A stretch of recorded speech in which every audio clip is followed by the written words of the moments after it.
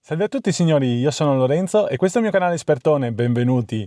Bene, oggi come vedete siamo a bordo di nuova Renault Clio 2026, versione E-Tech, quindi 160 cavalli, e vorrei fare una prova consumi. Andremo a Cison di Valmarino, che adesso vi faccio vedere qui nel mio navigatore, anzi nel navigatore della nuova Renault Clio 2026, Cison di Valmarino. Allora, qui non sono collegato con Android Auto, ma sono direttamente col sistema operativo OpenRLink, di cui ho fatto anche un approfondimento se volete andare a vederlo. Allora, Cison di Valmarino, lui adesso, io ho messo di evitare le autostrade e di evitare le strade a pedaggio, quindi sarà un'ora e 25, facciamo avvia. Ok, sono 75 km, saranno 75 km di tutta strada statale e passeremo anche per alcuni centri abitati. Non faccio l'autostrada per motivi X, voglio provare a fare tutte strade statali e a vedere quanto consuma. È la stessa strada circa che ho fatto quella volta là con la Bigster, solamente con la Bigster avevo fatto un giro prima per l'autostrada e poi ero tornato indietro per la strada statale. Qui faremo una cosa diversa. Al momento l'auto ha 236 km, da quando ho fatto il pieno, vedete, ho fatto 28,8 km, sono andato a prendere in concessionaria, sono andato a fare il video che ho fatto vedere l'auto, che in caso vi lascio il link in descrizione, e più oggi andremo a Cison di Valmarino, torniamo indietro, quindi in teoria sono 150 km, più dopo domani andrò a lavoro e prima di riportare l'auto cercherò di vedere quanto ha consumato realmente. Come faccio? Praticamente vado a fare quanti chilometri ho fatto, quanti litri di carburante abbiamo fatto, chilometri fatti diviso i litri, ci vengono fuori quanto fa con un litro. E questo perché? Perché voglio fare la stessa strada più o meno quando vado a lavoro con la mia Clio 1500 diesel, che sono intorno ai 26-27 km con un litro, poi sono arrivato anche a 24-25, però voglio vedere questo motore qua, che comunque ha 160 cavalli, ha un motore, ha tutta un'altra guida, poco da fare, cioè il diesel è bello, ha tanta coppia, è un motore mostruoso quello là ma voglio vedere se questo 1.800 fa rimpiangere il diesel o no. Secondo me arriviamo giusti, da dire una cosa, ci sono temperature abbastanza basse perché siamo in dicembre e ci sono 4 gradi adesso, quindi sapete che l'ibrido consuma un po' di più. L'auto è nuova, bisognerebbe fargli fare almeno 10.000 km prima di vedere effettivamente quanto consuma, ma per capire bene, giusto per avere un'idea di come va questo motore, anche se hanno cambiato il cambio perché non è più il cambio di prima, non è più il motore di prima, il 1.600, eccetera, voglio fare questa prova qua e avere dei dati reali di quanto ha consumato. Quindi ci vediamo nel viaggio. Eccoci qua, siamo a metà percorso, abbiamo percorso, erano 75 km, ne mancano ancora 31, quindi 44 li abbiamo già percorsi. Giusto per dirvi e darvi due dati, siamo su una media di 4,6 litri di carburante per 100 km. L'auto è confortevole, sì, confermo quello che avevo detto già sulla Bigster, che è un motore, questo 1.800, cambiato completamente, non abbiamo più quel su di giri che avevamo con l'altro, col 1.600, il cambio sono quasi impercettibili, proprio non si sente. Adesso io qua sto rallentando e lui ha scalato la marcia, quindi silenzioso, va veramente molto bene. Preferisco questo 1.800 e questo cambio confronto al 1.600 che avevamo prima, più silenzioso, più parco anche nei consumi secondo me.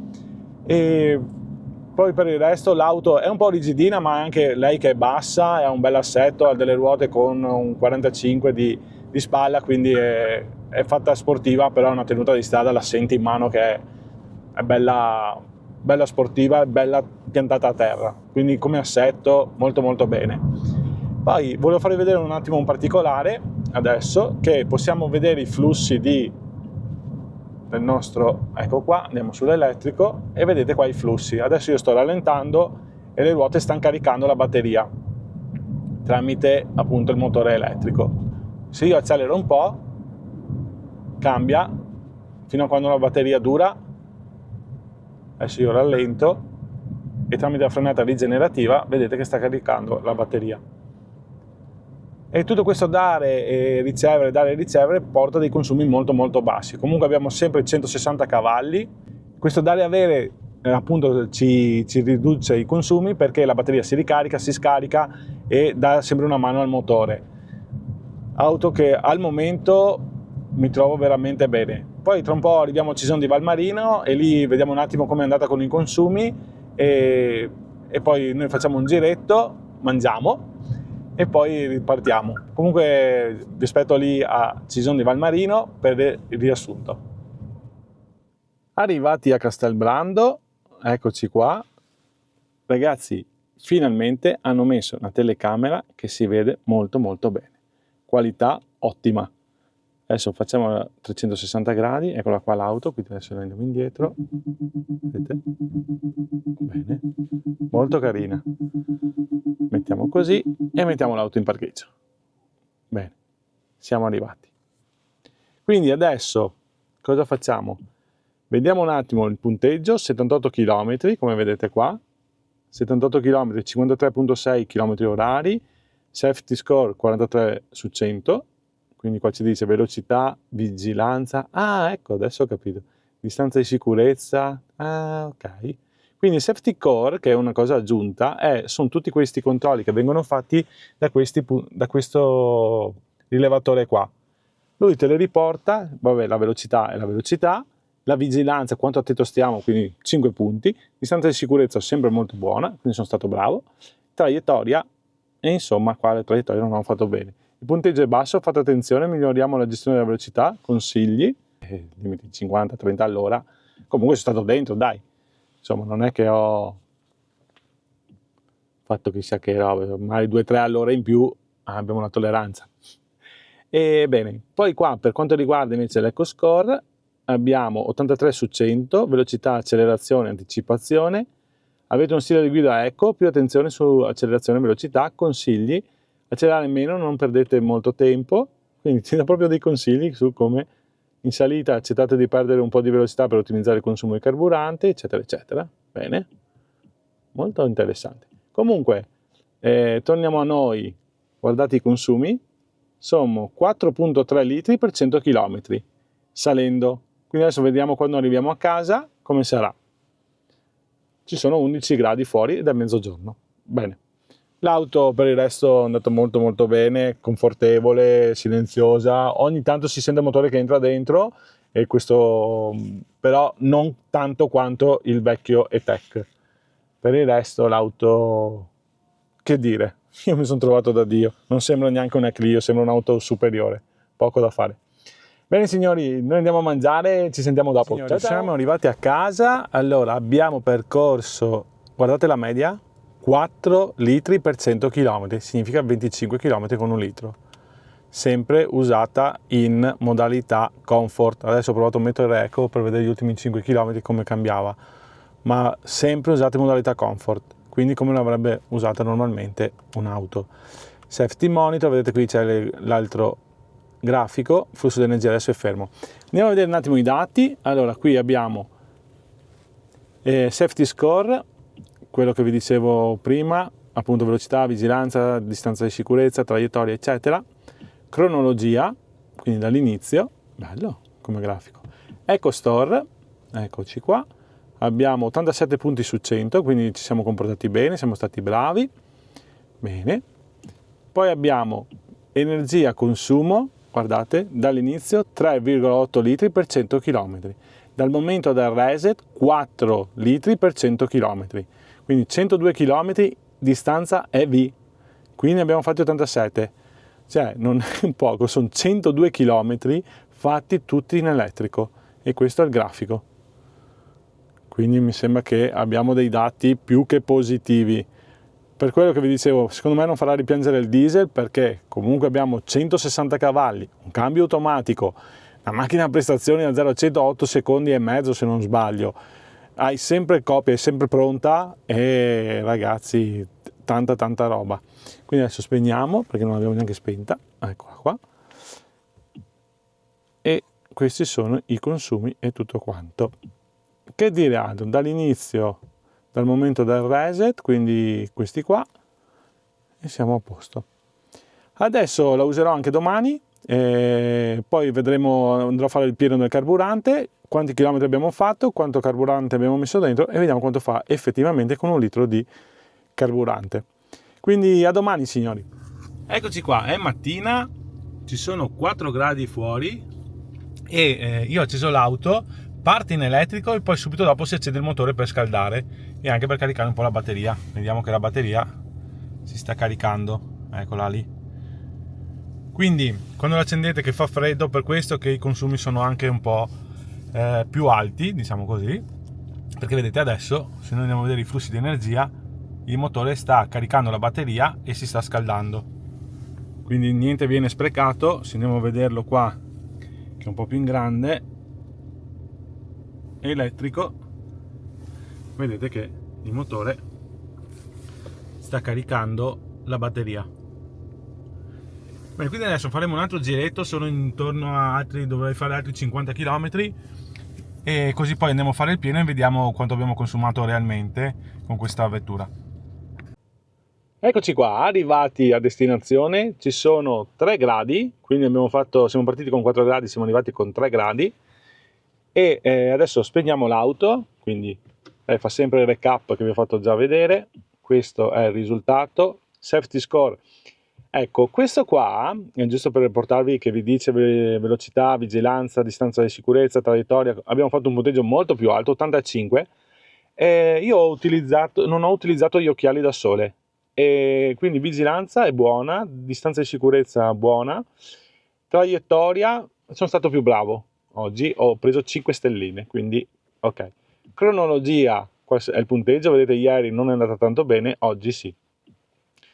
Poi EcoStore, qui abbiamo velocità di accelerazione 5, anticipazione 4,5, diciamo così. Poi consumo carburante 4,3 litri per 100 km con una temperatura di 3 gradi. Ho fatto tutta strada statale e quindi i limiti dei 70-90 all'ora li abbiamo sempre rispettati, perché avete visto anche i safety che sono stato bravo e quindi molto bene. Eccoci qua, adesso questo è stato l'ultimo recap, giusto per farvi vedere 28,5 km, 44,1 km orari, questa è la media, quindi quando stiamo fermi, anche adesso che sto parlando siamo fermi, lui calcola, i limiti sono dai 70 ai 90 all'ora, qui da noi in Veneto, nella pianura veneta, poi non so se uno corre in autostrada, questa è una prova consumi per le strade che abbiamo qui in Veneto, ieri siamo stati tra i colli trevigiani e quindi questo è il consumo attuale. Poi andremo a fare il pieno e vediamo proprio lì alla pompa, andrò sulla stessa pompa dove sono partito, vedremo i chilometri che al momento ne ho fatti 219 e facciamo le conclusioni. Quindi adesso andiamo a fare il pieno e ne parliamo.